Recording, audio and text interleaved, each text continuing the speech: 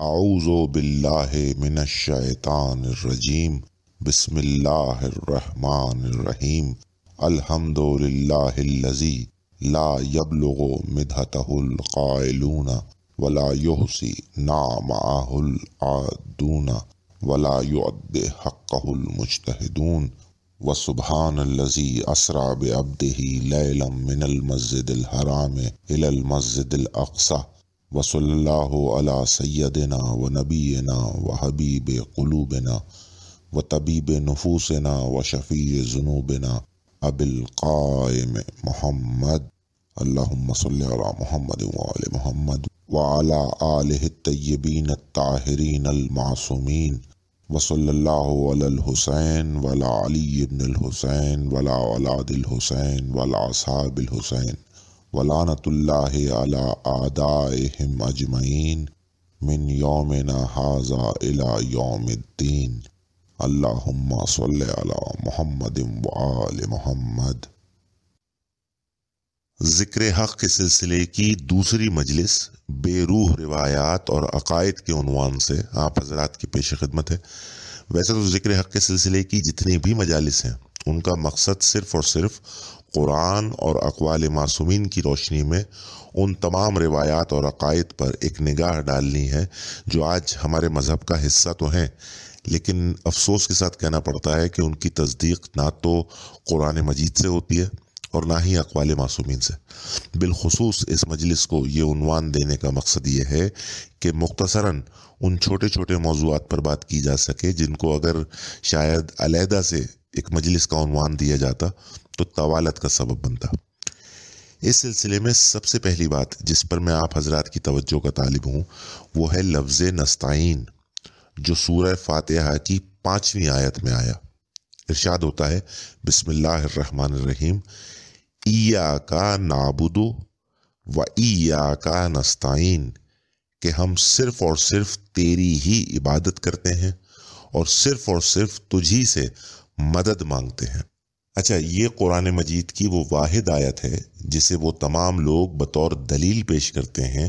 جو غیر خدا سے مدد مانگنے کو یا یوں کہہ لیجیے یا علی مدد کہنے کو شرک قرار دیتے ہیں، اور اس کے جواب میں ہمارے علماء شیعہ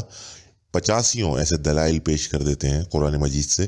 جن سے غیر خدا سے مدد مانگنا جائز ہے اور یا علی مدد کہنا عین ایمان ہے، لیکن اس آیت کا جواب دینے سے قاصر ہے۔ اس کی وجہ یہ ہے کہ صدیوں سے وہ خود اس آیت کا یہی ترجمہ کرتے آ رہے ہیں جو اہل سنت کرتے ہیں۔ بھائی اب 50 کیا آپ 1000 دلائل دے دیں یا علی مدد کے حق میں، لیکن جب تک آپ اس آیت کا جواب نہیں دیں گے تو گویا اس وقت تک آپ خود نعوذ باللہ قرآن مجید میں تضاد کو تسلیم کیے بیٹھیں، کیونکہ آیت میں آنے والے الفاظ اتنے سخت ہیں کہ ایاک نعبد، کہ ہم صرف اور صرف تیری عبادت کرتے ہیں، یعنی اگر ایک لمحے کے لیے بھی غیر خدا کی عبادت کر لی جائے تو انسان دائرہ اسلام سے خارج۔ اسی طرح کا یہ لفظ ہے کہ ایاک نستعین، کہ ہم صرف اور صرف تجھی سے مدد مانگتے ہیں، مطلب ایک لمحے کے لیے بھی کسی بھی صورت آپ غیر خدا سے مدد مانگ لیجئے آپ دائرہ اسلام سے خارج۔ تو جناب والا ایسی صورت میں تو یہ آیت ان تمام آیات کی ضد بن گئی کہ جو آپ غیر خدا سے مدد کے سلسلے میں پیش کرتے ہیں قرآن مجید سے، جس طرح سورہ مائدہ کی دوسری آیت ہے کہ جہاں خدا مومنین سے مخاطب ہے، فرماتا ہے کہ اے لوگو جو ایمان لائے ہو، نیکی اور پرہیزگاری کے کاموں میں ایک دوسرے کی مدد کیا کرو اور گناہ اور ظلم کی باتوں میں مدد نہ کیا کرو۔ یہ سورہ محمد کی 7ویں آیت کہ جہاں اللہ تعالیٰ اہل ایمان سے ارشاد فرماتا ہے کہ اگر تم خدا کی مدد کرو گے تو خدا بھی تمہاری مدد کرے گا۔ لہٰذا یہ بات آپ کو تسلیم کرنی پڑے گی کہ جس طرح اس لفظ نعبدو کے معنی عبادت کے ہیں کہ جس کا تعلق صرف اللہ سے ہے غیر خدا سے نہیں ہے، اسی طرح اس لفظ نستعین کے معنی بھی کسی ایسی شے کے ہونے چاہیے کہ جس کا تعلق صرف اللہ سے ہو، کسی غیر خدا سے نہ ہو۔ اس سلسلے میں ایک بڑی آسان سی بات میں آپ کی خدمت میں پیش کیے دیتا ہوں، آپ چاہیں تو بہت ساری عربی لغت موجود ہیں، ان سے آپ اس کی تصدیق کر سکتے ہیں۔ دیکھیے عربی زبان میں ایک مصدر ہے اون، این واو نون، جس کے معنی مدد کے ہیں۔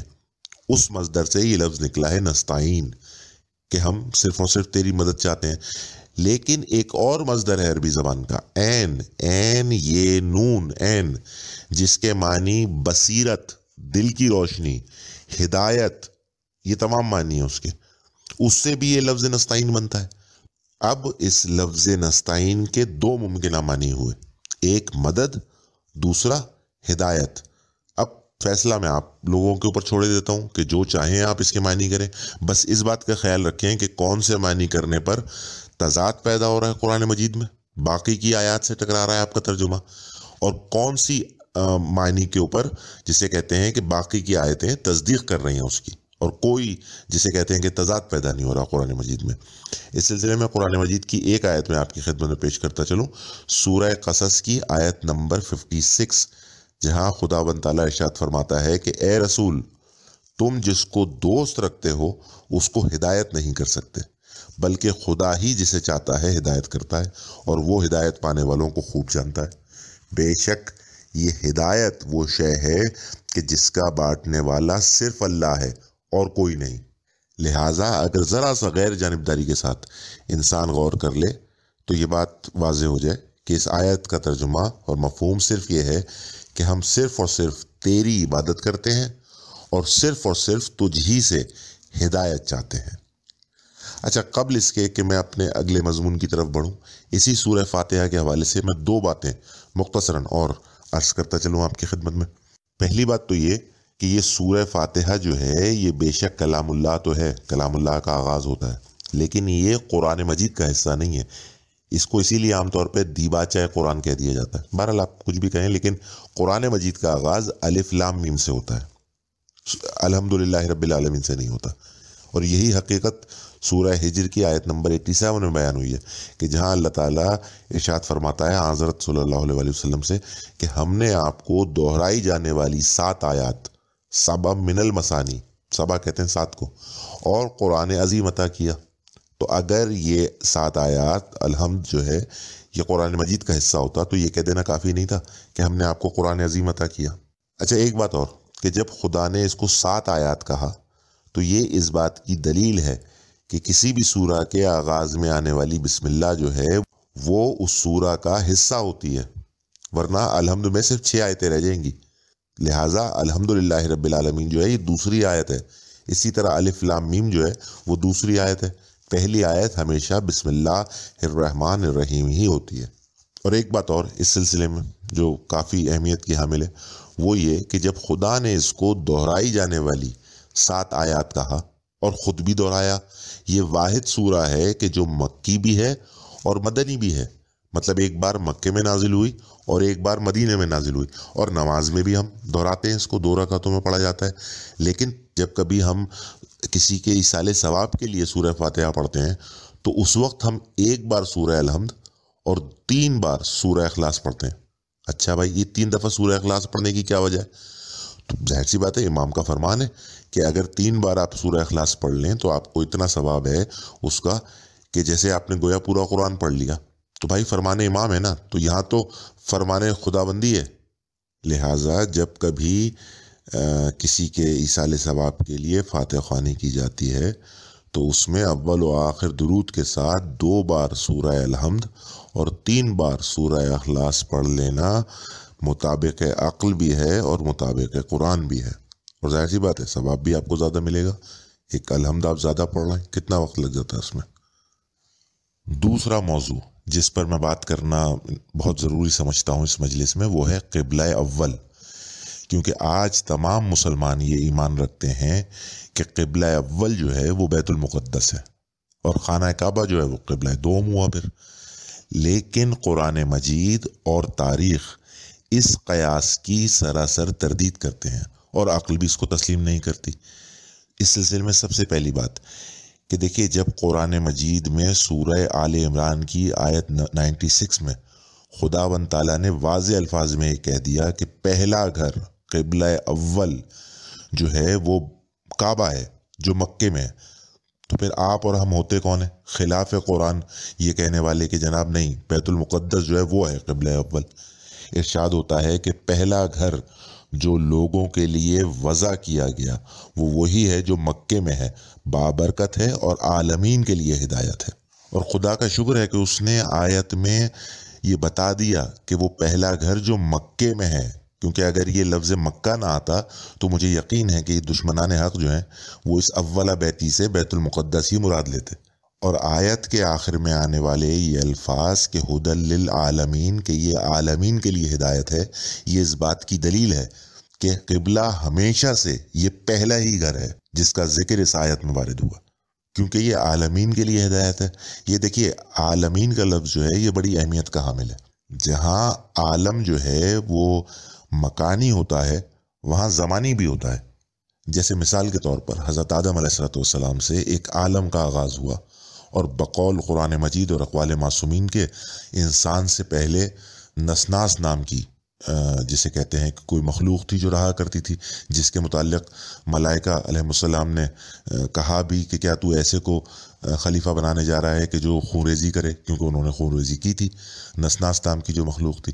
تو یہ ایک زمانی عالم ہے، یا جس طرح ہم عالم ارواح کہتے ہیں یہ بھی ایک عالم ہے، یا ایک زمانی عالم وہ بھی ہے کہ جو مرنے کے بعد شروع ہوتا ہے۔ اچھا، اور اسی طرح مکانی عالم ہوتا ہے کہ جناب ایک عالم تو یہ ہو گیا کہ یہ پورا نظام جس میں ہم رہ رہے ہیں، نظام شمسی، اور اس طرح کے بے شمار اور سیارے مل کر یہ پوری ہماری ملکی وے بناتے ہیں، ہماری گیلیکسی بناتے ہیں۔ آج سائنس یہ بات مانتی ہے کہ اس طرح کی لا تعداد، جسے کہتے ہیں کہ اربوں میں ہیں، اتنی گیلیکسیز خلا میں تیر رہی ہیں۔ اور پھر یہ بھی کہتے ہیں اوپر سے کہ جناب یہ جتنی بھی گیلیکسیز ہمارے اندازے کے مطابق ہیں خلا میں، اس کا یہ 10% ہے، یہ اربوں میں جو گیلیکسیز ہیں۔ خدا جانے اور کتنی ہیں، اور اس کے بعد جا کے ہمارا یہ آسمان ہے، اور پھر اس کے بعد ایک اور زمین ہے، پھر ایک اور پورا عالم ہے، اور پھر اس کے بعد ایک اور آسمان ہے۔ مطلب ایک یہ مکانی عالم ہو گئے۔ تو عالم دونوں طرح کے ہوتے ہیں، ایک مکانی اور ایک زمانی۔ تو اب یہ تو بتائیے کہ یہ بیت المقدس جو ہے یہ کون سے مکانی یا زمانی عالم میں قبلہ تھا اور ہدایت کا مرکز تھا؟ کیونکہ بقول قرآن مجید تمام عالمین کے لیے ہر عالم میں ہدایت جو ہے وہ صرف اور صرف یہ کعبہ ہے جو مکے میں، اور بے شک ہر زمانے میں کعبے کی یہی شان رہی ہے کہ وہ عالمین کے لیے ہدایت کہا ہے اس کو خدا نے۔ اب کوئی سا بھی زمانہ اٹھا لیجیے آپ، مسلمان دراصل یہ مانتے ہیں کہ خانہ کعبہ کی ابتدا جو ہے وہ حضرت ابراہیم علیہ السلام سے ہوئی کہ جناب انہوں نے تعمیر کیا، اور کچھ مسلمان یہ کہتے ہیں کہ نہیں جناب ان کی بنیادیں ان کو ملی تھیں اور اس پر انہوں نے دیواریں تعمیر کی اور چھت بنائی، اور حضرت آدم علیہ السلام کے دور میں بنا۔ لیکن جناب آیت جو الفاظ استعمال کر رہی ہے وضع للناس، وضع کیا گیا انسانوں کے لیے۔ وضع کا مطلب ہوتا ہے لا کر رکھا گیا، ایجاد کیا گیا، یہ تمام معنی ہوتے ہیں۔ بنیا کے الفاظ نہیں ہیں کہ بنایا گیا، بلکہ وضع کے الفاظ ہیں کہ وضع کیا گیا۔ تو ہر عالم کے لیے، مطلب اس بحث میں پڑھنا بیکار ہے کہ کب سے، لیکن ہر عالم کے لیے جسے کہتے ہیں ہدایت، یہی گھر ہے پہلا جس کا ذکر اس آیت میں وارد ہوا۔ اور دوسری بات یہ کہ اگر آیت میں لفظ بنیا آ جاتا کہ بنایا گیا، تو پھر جناب یہ تو بتائیے کہ ہدی للعالمین کیسے صادق آتا؟ بیت المقدس کو قبلہ اول کہنا تو کجا، صرف قبلہ ہی کہنے کے لیے پہلے اس کو اللہ کا گھر تو ثابت کیجئے۔ کیا کہیں اللہ نے اپنے آپ کو رب بیتین کہا، دو گھروں کا رب؟ جب کہا رب بیت کہا کہ ایک گھر کا رب۔ سورہ قریش کی 3 آیت میں ارشاد ہوتا ہے کہ فَلْيَعْبُدُوا رَبَّ هَٰذَا الْبَيْتِ، عبادت کرو اس گھر کے رب کی۔ بھائی مسلمانوں کے حساب سے تحویل قبلہ سے قبل تو بیت المقدس ہی قبلہ تھا، تو کم از کم اسی وقت اللہ اس کو اپنا گھر کہہ دیتا۔ اس وقت کیوں محروم رکھا؟ اس وقت بھی نہیں کہا اس نے اپنا گھر، کیونکہ یہ آیت میں آنے والے الفاظ ہاذ البیت، اس گھر کے رب کی عبادت کرو، یہ بتا رہا ہے کہ یہ مکی سورہ ہے۔ اور جس فخر کے ساتھ خدا جس طرح کہیں کہتا ہے کہ رب سماوات والارض یا رب مشارق والمغارب، اسی طرح فلیعبدوا رب ھذا البیت، اس گھر کے رب کی عبادت کرو۔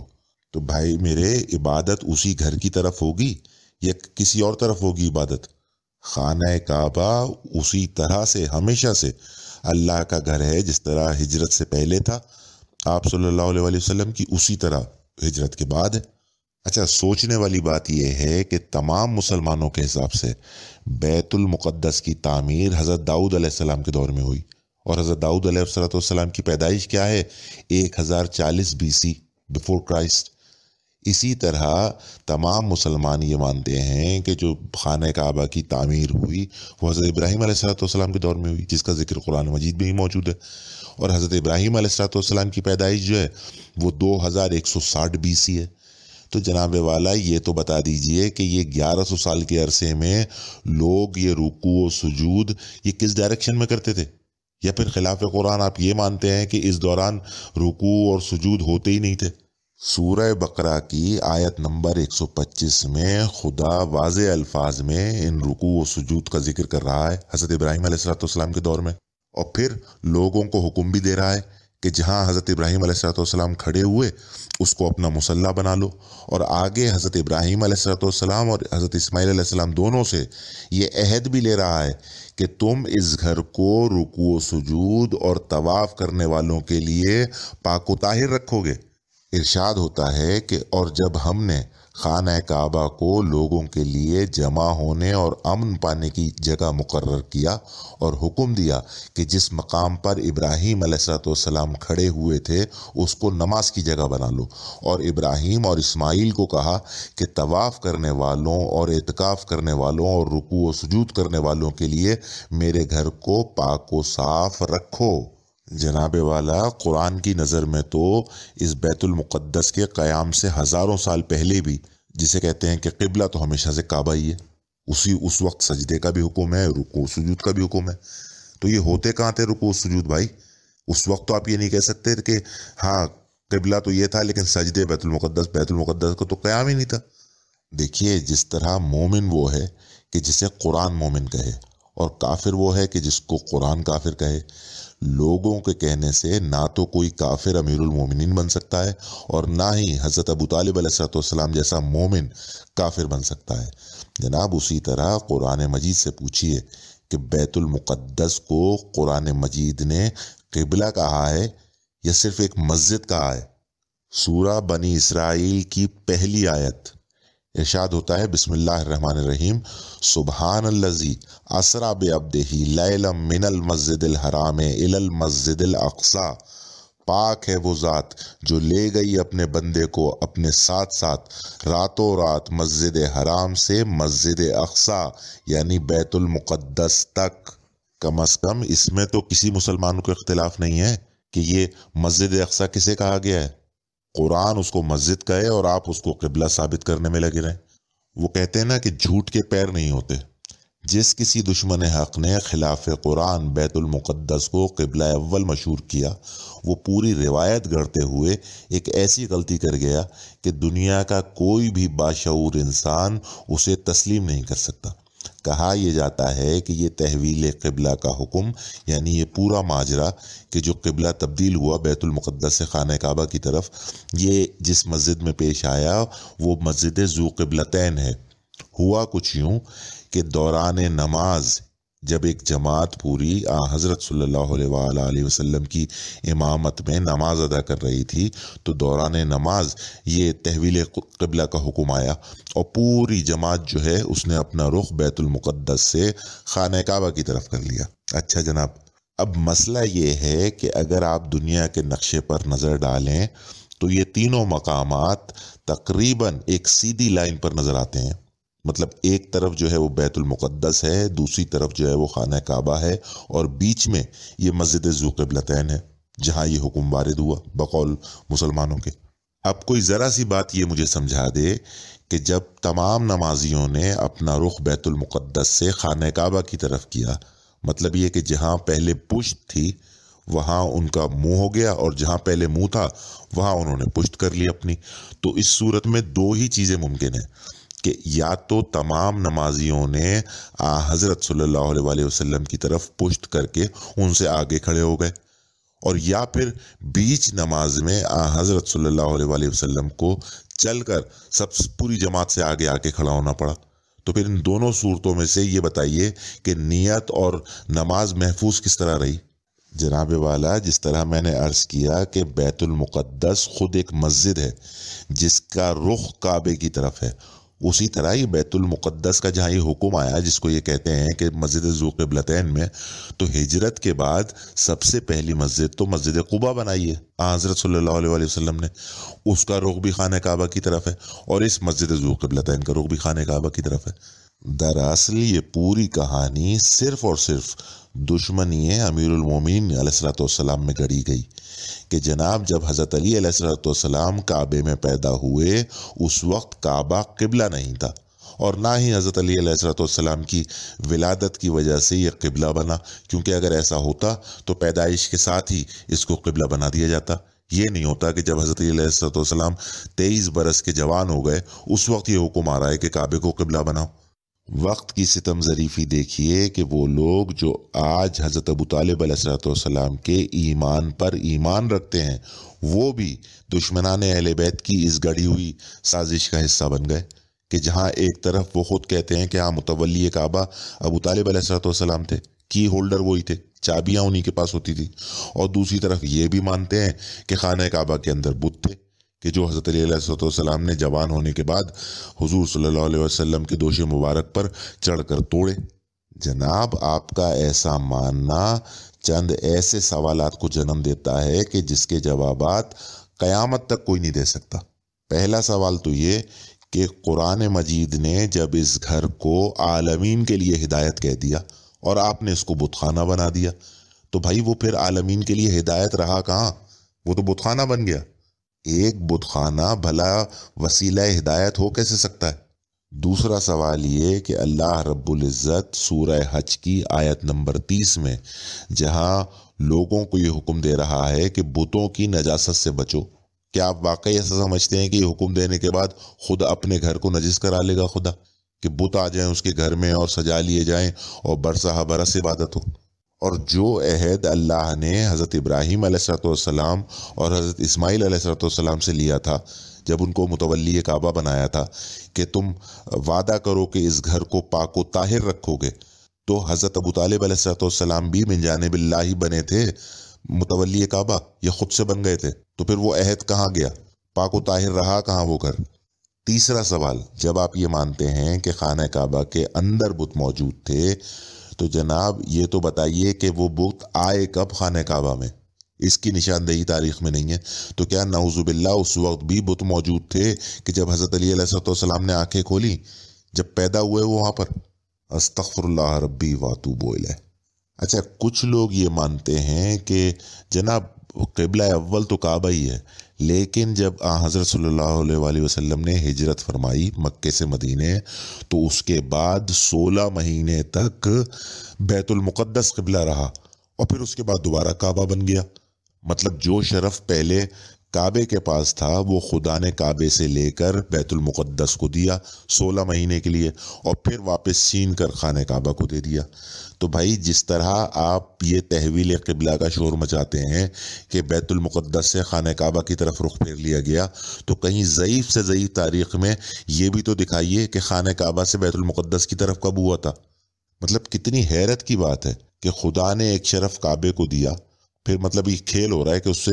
لیا بیت المقدس کو دے دیا 16 مہینے کے لیے، اور پھر اس سے لے کر دوبارہ خانہ کعبہ کو دے دیا۔ اور سب سے حیرت کی بات یہ کہ قرآن مجید میں جگہ جگہ یہ دعویٰ بھی کر رہا ہے، جیسے کہ سورہ فاطر کی آیت نمبر 43 میں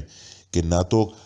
تم کبھی میری سنت میں تبدیلی پاؤ گے اور نہ کبھی میری سنت میں کوئی تغیر دیکھو گے، اور اسی طرح سورہ فتح کی آیت نمبر 23 میں کہ اور میری سنت تو وہ ہے کہ جو پہلے سے چلی آ رہی ہے، لہٰذا اس میں تبدیلی دیکھنا ناممکن ہے۔ دراصل اس قیاس آرائی کی بنیاد وہی ہے کہ جب کوئی بات سمجھ میں نہ آئے تو قیاس کر لو۔ میں بات کر رہا ہوں سورہ بقرہ کی آیت نمبر 142 سے 150 تک، جو دوسرے پارے سیاقول کا آغاز بھی ہے۔ یہ وہ واحد آیات ہیں کہ جو تحویل قبلہ کے سلسلے میں دلیل کے طور پر پیش کی جاتی ہیں۔ یہ اور بات ہے کہ ان آیات میں نہ تو بیت المقدس کا نام ہے نہ ان کا ذکر، لہٰذا اگر آج کوئی یہ دعویٰ کر دے کہ جناب یہ قبلہ اول جو ہے وہ بیت المقدس نہیں بلکہ فلاں جگہ ہے، تو مسلمانوں کے پاس اس سوال کا کوئی جواب نہیں ہے۔ در حقیقت ان آیات کا مفہوم صرف یہ ہے کہ چونکہ حضرت صلی اللہ علیہ وآلہ وسلم نے اور تمام مسلمانوں نے اس وقت کے ساری زندگی خانہ کعبہ کے سامنے اسے سجدہ کیا تھا، یہ پہلا موقع تھا ہجرت کے سلسلے میں آپ کی کہ خانہ کعبہ کو چھوڑنا پڑ رہا تھا، تو اس وقت خدا نے یہ اجازت دی تھی کہ تم جہاں کہیں بھی ہو اپنا رخ کعبے کی طرف کر لیا کرو۔ اسے آپ تعویل قبلہ کہہ سکتے ہیں، لیکن یہ ہرگز تحویل قبلہ نہیں ہے۔ دیکھیے، آپ کا جو دل چاہے وہ آپ ان آیات کا ترجمہ کیجئے، لیکن ایک بات کا خیال رہے کہ جو بھی ترجمہ اور تشریح آپ مان رہے ہیں اس سے آپ کے باقی کے عقائد میں کتنا انتشار اور تضاد پیدا ہو رہا ہے۔ آئیے ایک ایک کر کے ان آیات پر نظر ڈالیں کہ جو یہ تحویل قبلہ کے حق میں پیش کرتے ہیں۔ پہلی آیت سورہ بقرہ کی آیت نمبر 142، جہاں ارشاد ہوتا ہے کہ احمق لوگ کہیں گے کہ مسلمان جس قبلے پر تھے اس سے کیوں منہ پھیر بیٹھے؟ تم کہہ دو کہ مشرق اور مغرب خدا ہی کا ہے، وہ جس کو چاہتا ہے سیدھے راستے پر چلاتا ہے۔ دیکھیے، پہلی بات تو یہ کہ ایک ویلڈ سوال کرنے والے کو بے وقوف کہنا یہ کہاں کی لاجک ہے؟ قرآن مجید میں لوگوں کے کیے گئے بے شمار سوالات کا ذکر ہے، لیکن کسی بھی جگہ خدا نے سوال کرنے والے کو بے وقوف نہیں بتایا، اور ہر ایسے مقام پر جہاں کہیں ان سوالوں کا ذکر ہے خدا نے جواب دے دیا۔ جیسے مثال کے طور پر میں نے پچھلی مجلس میں بھی ذکر کیے تھے کچھ سوالات کہ جہاں یسألونک کا آیا ہے کہ یسألونک عن الاہلہ قل ہی مواقیت للناس، جواب دے دیا سیدھا سیدھا۔ اس طرح کے اور بہت سارے سوالات ہیں، اور نہ ہی کبھی معصومین علیہ السلام نے سوال کرنے والے کو بیوقوف کہا، بلکہ وہ تو خود یہ کہا کرتے تھے کہ سوال کرو، جو چاہو سوال کرو، قبل اس کے کہ تم ہمیں کھو دو۔ تو پھر اس موقع پر بے وقوف کہنے کی کیا وجہ ہے؟ جناب والا، اگر ان آیات میں تحویل قبلہ کا ذکر ہے تو پھر یہ سوال کرنا کہ قبلہ کیوں بدلا، اس میں کون سی بے وقوفی ہے؟ قبلے کا بدل جانا کوئی معمولی بات ہے، خدا اسی طرح جواب دے دے کہ بھائی یہ وجہ ہے قبلہ بدلنے کی، لیکن اس میں سوال کرنے والے کو بے وقوف کہنے والی کیا بات ہے؟ سوال کرنے والا صرف ایک صورت میں بے وقوف ہو سکتا ہے، اور وہ یہ کہ قبلہ بدلا نہ گیا ہو اور وہ آگے سے یہ کہے کہ قبلہ کیوں بدلا، اور یہی بات قرآن مجید میں وارد ہوئی کہ بے وقوف کہیں گے یہ بات کہ قبلہ بدل گیا۔ دوسری بات یہ کہ اگر آیت کے اگلے حصے کو آپ تحویل قبلہ کے حساب سے سمجھیں گے کہ خدا جسے چاہے صراط مستقیم پر لے آئے، تو جناب والا کیا یہ بتائیے کہ کیا نعوذ باللہ حضرت صلی اللہ علیہ وسلم اس تحویل قبلہ سے پہلے صراط مستقیم پر نہیں تھے؟ خدا کا واسطہ بھائی، آپ آیت تطہیر کا کیا ترجمہ کرتے ہیں؟ کہ اللہ کا ارادہ ہے کہ اہل بیت کو پاک و طاہر کرے یا رکھے، تو ادھر بھی تو رکھے ہی ہوگا کہ صراط مستقیم پر رکھے۔ حضور صلی اللہ علیہ وسلم پہلے بھی صراط مستقیم پر تھے اور اس کے بعد بھی صراط مستقیم پر تھے۔ اگر قبلہ بدلا تو اس صورت میں کہا جا سکتا ہے، سوال کھڑا ہو سکتا ہے کہ جناب صراط مستقیم پر اب آئے ہیں، اگر کعبے کی طرف آ کر جس میں یہ ذکر آیا، اگر یہ صراط مستقیم کا ذکر نہ آتا تو ہاں آپ کی بات جسے کہتے ہیں کہ آگے بات کی جا سکتی تھی، لیکن اس کا ذکر آ جانا اس بات کی دلیل ہے، ورنہ پھر آپ اس بات کا جواب دیں کہ آپ تحویل قبلہ سے پہلے کیا صراط مستقیم پر نہیں تھے۔ اور حد یہ ہے کہ جب اپنے لیے سورہ فاتحہ کا ترجمہ کرتے ہیں تو وہاں یہی کہتے ہیں کہ یا اللہ ہمیں جسے کہتے ہیں کہ صراط مستقیم پر قائم رکھ، یہ نہیں کہتے کہ صراط مستقیم پر لے آ۔ لیکن یہاں اتنی سی بات سمجھ میں نہیں آتی کہ معصوم جو ہوتا ہے وہ ہدایت یافتہ پیدا ہوتا ہے، اس کو کسی خاص عمر میں جا کر ہدایت نہیں ملتی کہ آج تمہیں یہ ہدایت مل گئی۔ اور اگلی آیت میں خداوند تعالیٰ ارشاد فرماتا ہے کہ اور اسی طرح ہم نے تم کو امت وسطیٰ بنایا تاکہ تم لوگوں پر گواہ بنو اور رسول تم پر گواہ بنے، اور جس قبلے پر تم تھے اس کو ہم نے اس لیے مقرر کیا تھا کہ معلوم کریں کون رسول کا تابع رہتا ہے اور کون الٹے پاؤں پھر جاتا ہے، اور یہ بات گراں معلوم ہوئی سوائے ان لوگوں کے جن کو خدا نے ہدایت بخشی ہے، اور خدا ایسا نہیں کہ تمہارے اعمال کو یوں ہی کھو دے، خدا تو لوگوں پر بڑا مہربان اور صاحب رحمت ہے۔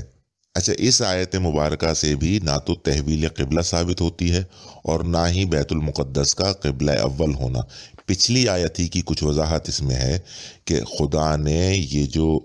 جسے کہتے ہیں کہ تعویل قبلہ کا حکم دیا، اس کا مقصد یہ تھا تاکہ یہ جان سکے کہ کون رسول کا مطیع ہے اور کون نہیں، کیونکہ رسول اللہ صلی اللہ علیہ وآلہ وسلم کی اطاعت ہی تو اصل چیز ہے، کیونکہ سارا پیغام انہوں نے ہی دیا، ورنہ کون جانتا تھا کہ خدا کون اور قرآن کون؟ جب تک آپ رسول اللہ صلی اللہ علیہ وآلہ وسلم کو صادق و امین مان کر جو وہ کہیں اس پر ایمان نہ لائیں، تب تک آپ دین پر عمل ہی نہیں کر سکتے، نہ دین کی کسی بات کو مان سکتے ہیں آپ۔ اور آگے خدا اس بات کی یقین دہانی کرا رہا ہے کہ اگر کچھ لوگ یہ سمجھتے ہیں کہ قبلہ بدل گیا اور آج ان کو صراط مستقیم ملی، لہٰذا پچھلے اعمال ضائع ہو گئے، تو خدا یقین دہانی کراتا ہے کہ خدا ایسا نہیں ہے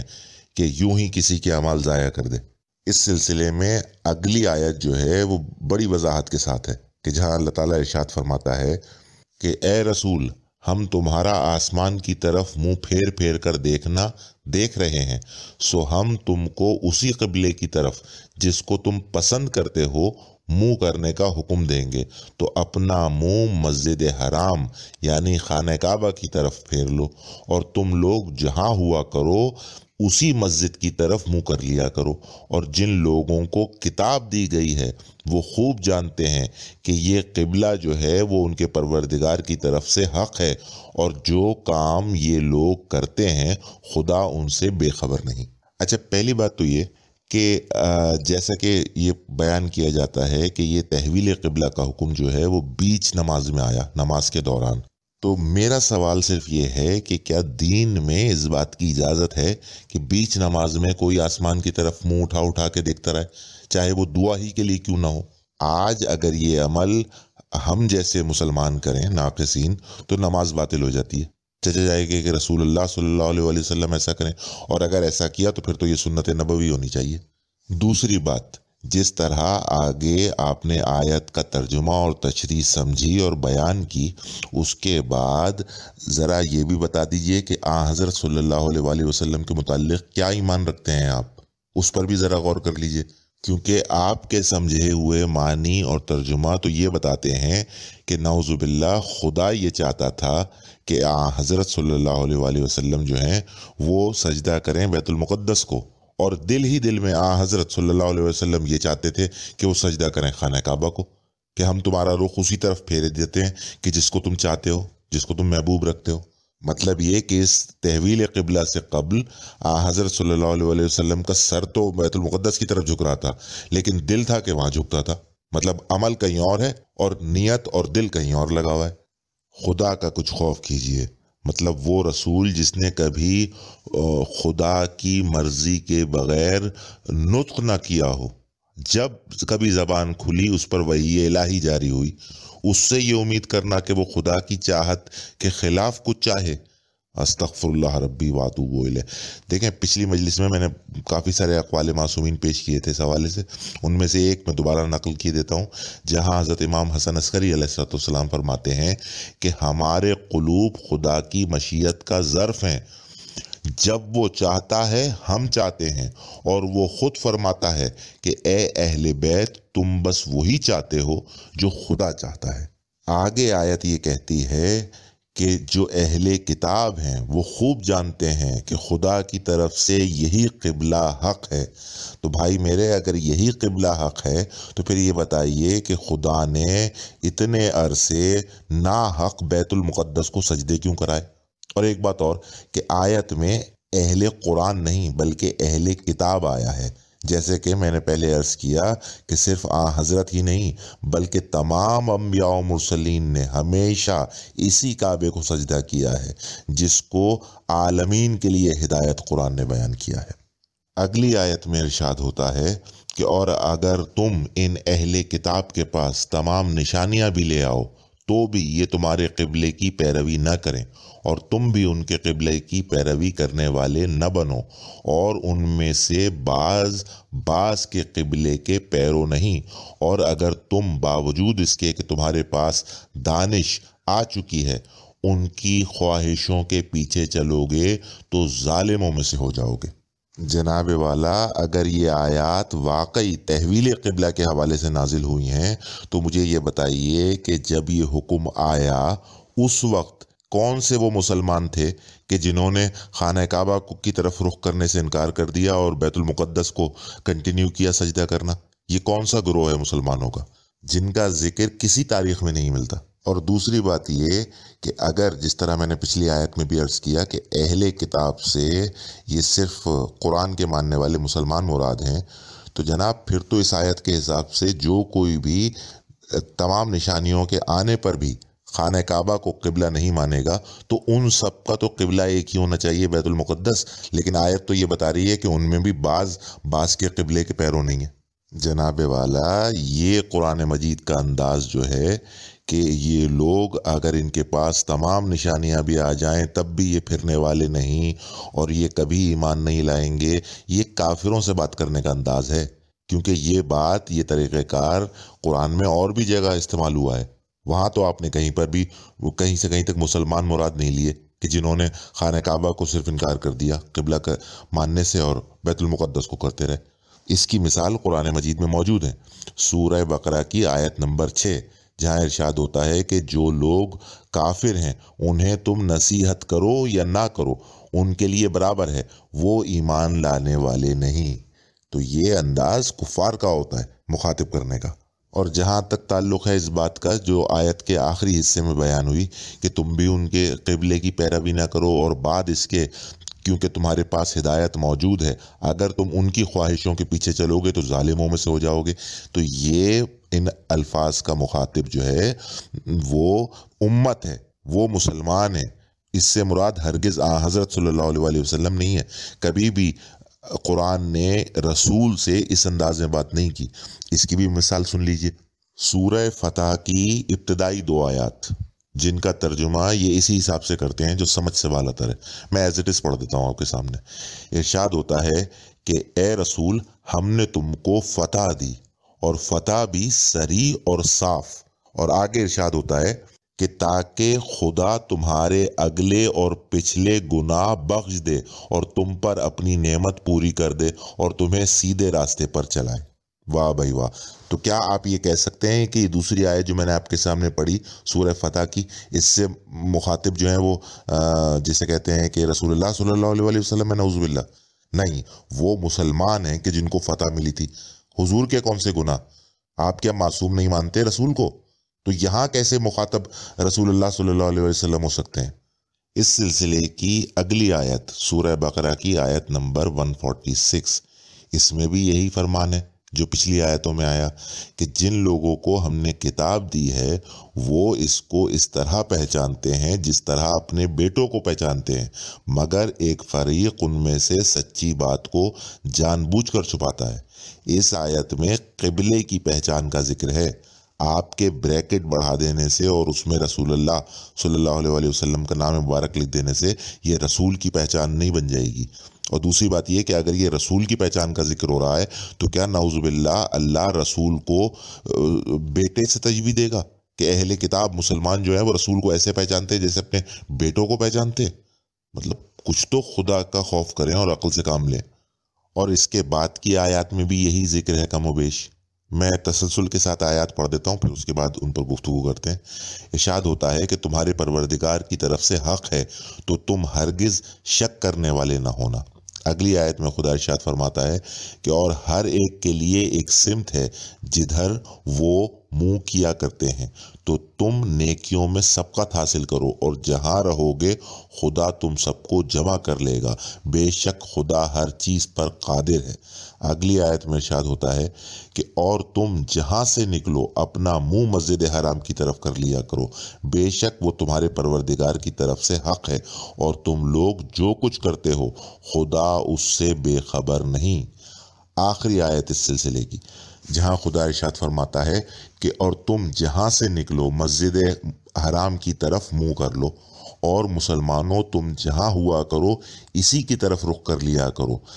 اس لیے کہ لوگ تم کو کسی طرح کا الزام نہ دے سکیں سوائے ان کے جو ظالم ہیں۔ مطلب ظالم جو ہیں وہ الزام دیں گے، باقی کوئی الزام نہ دے سکے۔ سو ان سے مت ڈرنا اور مجھی سے ڈرتے رہنا، اور یہ بھی مقصود ہے کہ تم کو اپنی تمام نعمتیں بخشوں، اور یہ بھی کہ تم راہ راست پر رہو۔ ان تمام آیات میں کم و بیش وہی ذکر ہے جو میں نے اس سے قبل آپ کی خدمت میں پیش کیا، کہ ان آیات کا مقصد صرف اور صرف تعویل قبلہ ہے، کہ تم جہاں بھی ہوا کرو رخ اپنا خانہ کعبہ کی طرف رکھا کرو۔ ایک بات یہاں جو قابل ذکر ہے وہ یہ کہ جناب والا اس آخری آیت میں جس الزام کا ذکر آیا کہ کفار آپ کو الزام دیں گے، وہ لوگ جنہوں نے قبلہ بدلنے کا تانا دیا تھا کہ قبلہ بدل گیا، وہ لوگ آپ کو تانا دیں گے تو تم اپنا رخ خانہ کعبہ ہی کی طرف رکھا کرو، ورنہ تانا ملے گا۔ تو جناب والا ایک کون سا تانا مل سکتا تھا؟ آپ کے حساب سے تو خانہ کعبہ کی طرف اگر رخ کیا جاتا، اگر یہ تحویل قبلہ تھا، اس صورت میں یہ تانا بنتا ہے کہ کس چیز نے ان کو ان کے قبلے سے پھیر دیا۔ اگر تحویل قبلہ ہی مراد تھا اس صورت میں تانا تھا۔ قرآن یہ کہہ رہا ہے کہ اگر تم خانہ کعبہ ہی کی طرف رخ کرو گے تو تمہیں تانا نہیں ملے گا۔ ظاہر سی بات ہے جانیں گے کہ یہ وہی قبلہ ہے کہ جو مسجد حرام کے سامنے سجدے تھے، یہ تعویل قبلہ ہے کہ ابھی بھی اسی طرف سجدے ہو رہے ہیں۔ کوئی تانے کی تو کوئی گنجائش ہی نہیں بنتی یہاں پر۔ اگر آپ حضرات ذرا سا جسے کہتے ہیں غیر جانبداری کے ساتھ اور خلوص دل کے ساتھ ان آیات کا مطالعہ کریں گے تو آپ کو وہی حقیقتیں نظر آئیں گی جن کا ذکر میں نے بڑا جلدی میں کیا، کیونکہ جتنا ڈیٹیل میں اس میں جاؤں اس میں آپ کو اتنا ہی زیادہ انتشار اور تضاد معلوم ہوگا جو باقی کے عقائد ہیں ہم لوگوں کے ان سے۔ تو یہ تو دین کا تو ایک تماشا بنا دیا ہے، اور اس کی وجہ کیا ہے؟ وجہ ساری وہی ہے کہ جو میں نے پچھلی مجلس میں آپ کے سامنے بیان کیا۔